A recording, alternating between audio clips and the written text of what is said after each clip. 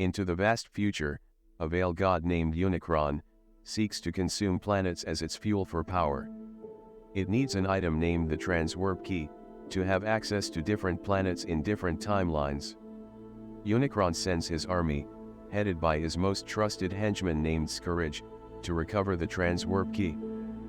We see the protector of the Transwarp Key escaping with it. He is part of a race named the Maximus. He is shot in the back by a robotic scorpion and he falls. One of his allies named Optimus Primal comes to his aid. He identifies his leader as Abe Blink. We see the robotic scorpion being burned by another of Abe Blink's comrades named Air Raven. The other's comrades join and Abe Blink tells them to escape with the Transwarp Key, and that he would buy time for them by holding back the enemy. Abe Blink readies for battle and we see SUSCRIBE approaching. Abe Blink attacks SUSCRIBE and Abe Blink is hurt in the abdomen. A part of his shoulder is torn off by SUSCRIBE and he falls. SUSCRIBE takes Abe Blink's badge as a trophy of his victory, and he sees Optimus Primal and his colleagues leaving with the Transwarp Key, traveling through time, to the past. SUSCRIBE reports this to Unicron and promises him that he would get back the Transwarp Key.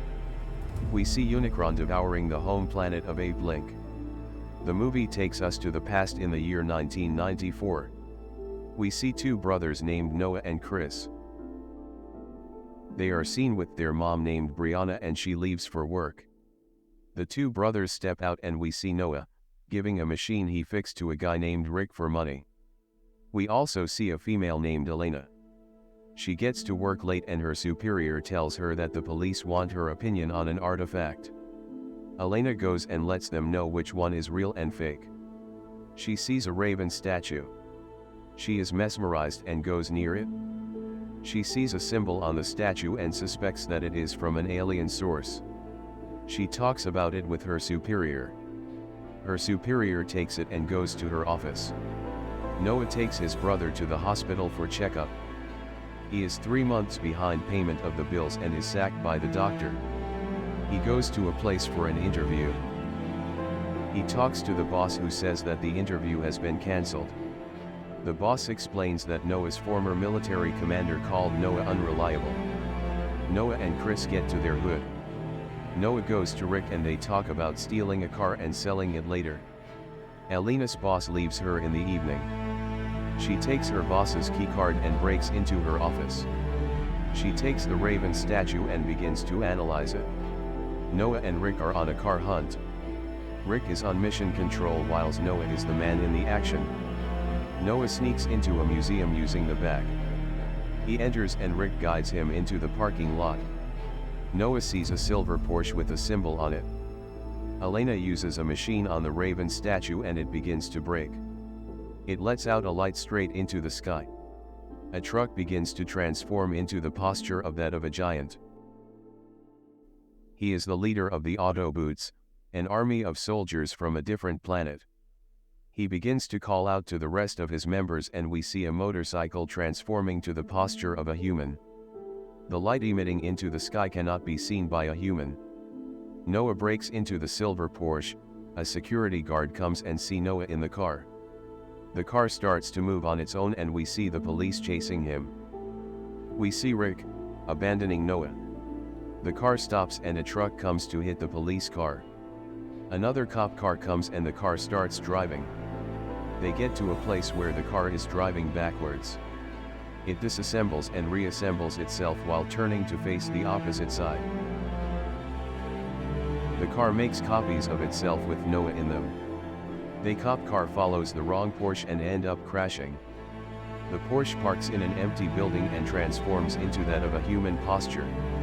The other Autobots arrive at the place and they discuss how they are going to retrieve the Transwarp Key. The Porsche, who is referred to as Mirage, goes to strike a deal with Noah.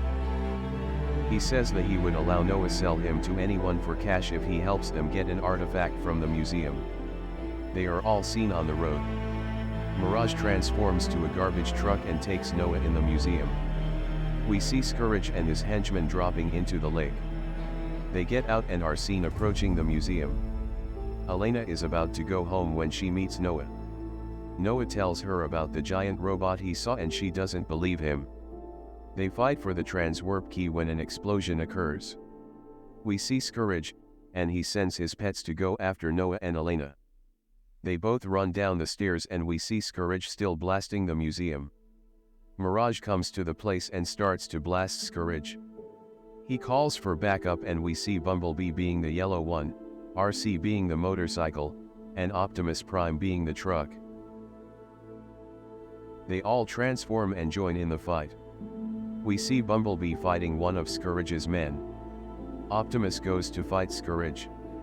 He is overwhelmed by the strength of SUSCRIBE. The Autobots are seen losing the fight when Noah and Elena come to meet them. Optimus is on the ground and is about to be killed by SUSCRIBE. Bumblebee does a sneak attack and SUSCRIBE stabs him in the abdomen, killing him in the process. SUSCRIBE takes the transwarp key and moves to kill Optimus when Airazor, one of the Maximus, comes and saves them. She explains the story behind the transwarp key and identifies herself as a Maximus. She says that she cannot find her remaining comrades and deduces that she is all that's left. Optimus, mourning for his soldier and friend, puts the blame on Noah for losing the transwarp key.